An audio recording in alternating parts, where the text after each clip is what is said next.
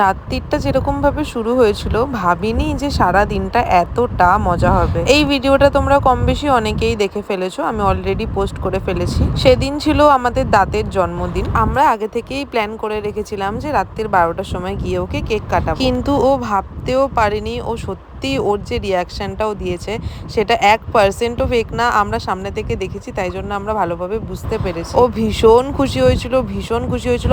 ওর কথা অনুযায়ী ওর 21 বছরের লাইফে ওর এটা ফার্স্ট টাইম যে ওর বার্থডে কেউ রাত্রির 12টার সময় কেক কেটে সেলিব্রেট করছে। যাই হোক, তারপরে রাত্রিবেলা বাড়ি চলে এসেছিলাম। এটা পরের দিন দুপুরে হঠাৎ কি মনে হলো ওদের বাড়িতে গেলাম, গিয়ে দেখছি ও লাঞ্চ করছে। কাকিমা কাজে গেছিল, ওর বোনও কাজে গেছিল। আর সব থেকে আশ্চর্যকর বিষয় হচ্ছে এই রান্নাগুলো ও করেছে।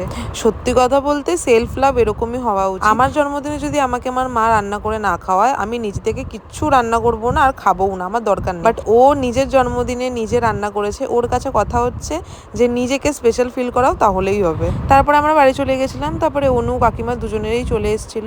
তো আমরাও বাড়ি থেকে রেডি হয়ে একেবারে চলে এসেছি। এবার পালা হচ্ছে সাজানো। প্রায় 7:30 8টা মতন বাজে যখন আমরা ওদের বাড়িতে গেছি, কিন্তু তারপরেও ঢং করতে করতে কেক কাটা হয়েছে প্রায় 10:30।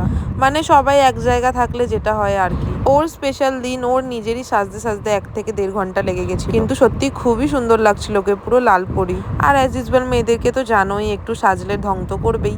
তাই জন্য এখানে ভিডিও করছিল, ফটোজ নিচ্ছিল, আর আমরা এদিকে নিজের কাজ করছিলাম, মানে ঘর সাজাচ্ছিলাম। তারপর সবকিছু কমপ্লিট হওয়ার পরে এখানে আমরা সেই ভাইরাল ট্রেনটা ফলো করছি। এই একটা ভিডিওর পিছনে যে আমাদের কত খাটনি গেছে খালি আমরাই জানি। সো ফাইনালি সব ঢং করা শেষ। এবার আসি কেক কাটার পর্বে। ওই ভিডিওটা করতে গিয়ে এদিকে দেখো, একটু তোমরা বুঝতে পারবে কেকের এদিকটা একটু বেঁকে গেছে। ওই ভিডিওটা করতে গিয়ে এই কেকটা ওর গায়ের ওপরে পড়ে গেছিলো। ভাগ্যিস কেকটা কিছু হয়নি। ও প্লাস ওর জামাটাও একটু লেগে গেছিলো, জামাটা তো পরিষ্কার করে ফেলেছে, বাট কেকটাই বোঝা যাচ্ছে। আমি জানতাম যে তোমাদের দাদাভাইয়ের হাতে আছে মানেই আমার উপর অ্যাটাক হবে, তাই জন্য আমি প্রস্তুতি ছিলাম। দেখো ওকে এত বাঁচিয়ে বাঁচিয়েও বাঁচাতে পারিনি, কি অবস্থা করে ফেলেছে। কিন্তু যাই হোক, ভীষণ মজা হয়েছে সেই দিনটা। সবাইকে দেওয়ার পরে স্প্রেটা শেষ হয়ে গেছিলো, তাই জন্য ওখানে ও সেন্টের মতন গায়ে লাগাচ্ছিল। কিছু তো নেই, এই সেন্টের মতন নিজের গায়ে ছড়াচ্ছে। তারপরে ওই 12:30 1টা নাগাদ আমরা খেতে বসে পড়েছিলাম। কোনো অকেশন ছাড়া, পুজো ছাড়া আমাদের সেরকম একটা দেখা হয় না, কিন্তু অনেক দিন পরে সবাই একসাথে হয়েছে, তাই জন্য আমরা একটুখানি নাচন কোদন করে নিলাম। এমনিই নাচের গান চলছিল, তো আমি আর অনিন্দিতা শেষ ফিনিশিংয়ে না পেরে আমরা সত্যি নেমে পড়েছি নাচার জন্য। যাই হোক, ভিডিওটা এইটুকুই। কেমন লাগলো অবশ্যই কমেন্ট বক্সে জানিও। ভালো লাগলে একটা লাইক কমেন্ট করে দিও। তোমাদের সাথে দেখা হবে নেক্সট কোনো ইন্টারেস্টিং ব্লগ বা ভিডিওতে। ততক্ষণের জন্য টাটা।